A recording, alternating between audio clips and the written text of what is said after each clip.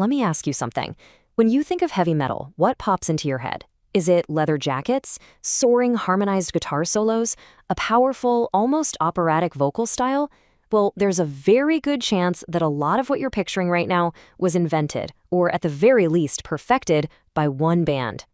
Today, we're talking about the metal gods themselves, Judas Priest. And that's really the heart of it, isn't it? This quote says it all. Judas Priest didn't just show up to the party. They built the house. They literally created the blueprint for the sound, the look, and the very attitude that would define the entire genre for decades to come.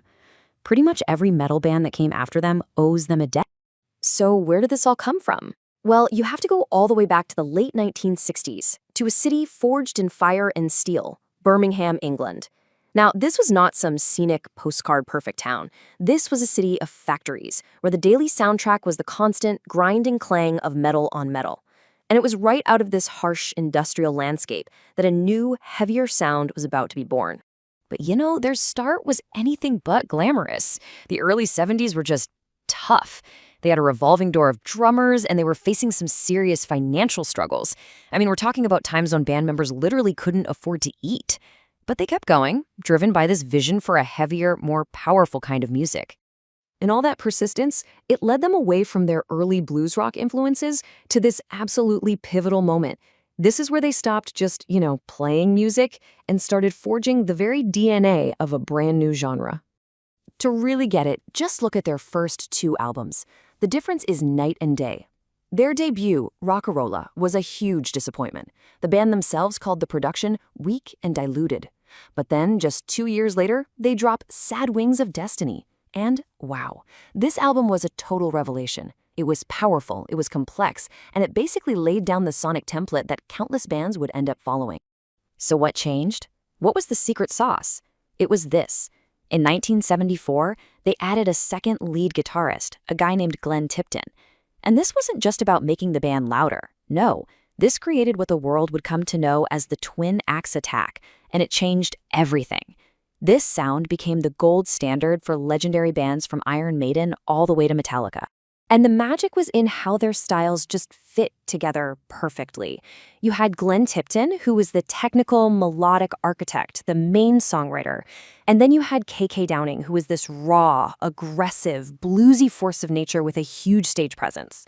So together, they weren't just two guitars playing at once. They were a single, powerful sonic weapon. And this is the concept they really pioneered. So what does that actually mean? Well, think of it like this.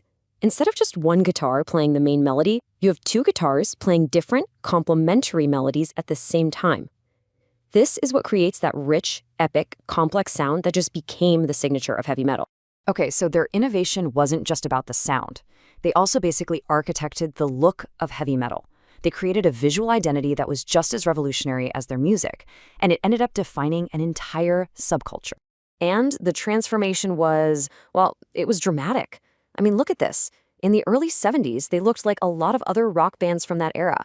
Silks, hippie-inspired clothes. But by the late 70s, all of that was gone. It was replaced by this unified, powerful image. Leather, metal studs, and chains, the whole shebang. And this was a very conscious decision, mostly spearheaded by frontman Rob Halford. The goal was to create a hardcore look that would visually match the aggressive power of their music. And this biker-inspired style was so effective that it wasn't just adopted by the band. It became the unofficial uniform for metal fans all over the world. Of course, a 50-year career is never a smooth ride. And in the early 90s, Judas Priest faced two totally different crises, one from the outside and one from within, that seriously threatened to end the band for good. It was a real 1-2 punch. First, in 1990, they get dragged into this bizarre and massive lawsuit, accused of hiding subliminal messages in their music. Then, just 2 years later, the unthinkable happens. Rob Halford, the voice of the metal god, leaves the band. The trial was an absolute media circus. The whole claim was that the phrase "do it" was hidden backwards on a track and that the secret command had caused two young men to attempt suicide. In the end, the judge ruled that while subliminal messages aren't protected speech, the sounds on the record were just coincidental audio artifacts, not some hidden message.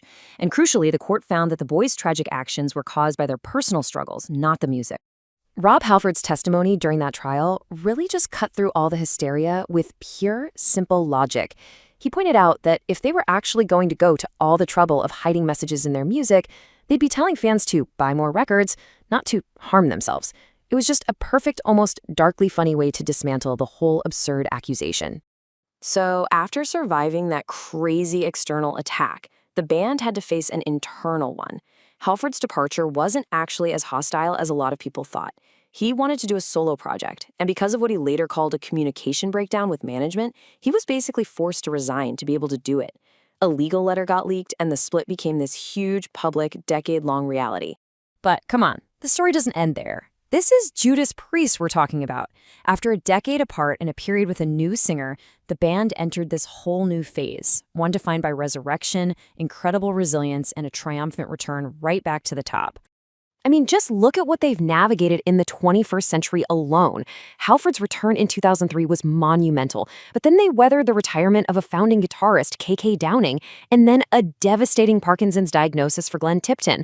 And through it all, they finally got their long overdue induction into the Rock and Roll Hall of Fame. You know, when KK Downing left, a lot of people thought, well, that's it. It's over. But then came new guitarist Richie Faulkner, and he completely re-energized them. The guy was a shot in the arm. His youthful fire and incredible skill were so potent that the band actually canceled their planned farewell tour just so they could record new music with him. And their resilience is just truly inspiring, especially when you look at Glenn Tipton. Even though he can't tour full-time because of Parkinson's, he's still a core member, still a key songwriter, and he even joins them on stage for encores when his health allows. It's just such a powerful statement about dedication and the spirit of this band. So, after everything, the struggles, the trials, the lineup changes, are they still relevant? Are you kidding me? You bet they are. Their latest album in 2024 hit #2 in the UK. Now that's not just a high chart position, that is the highest chart position of their entire 5-decade-plus career. Let that sink in for a second. That's just absolutely incredible. Which really just brings us to our final question. For a band that has built and rebuilt itself time and time again, a band that literally architected a global music culture and is somehow still at its commercial peak 50 years later, what on earth could they possibly build next?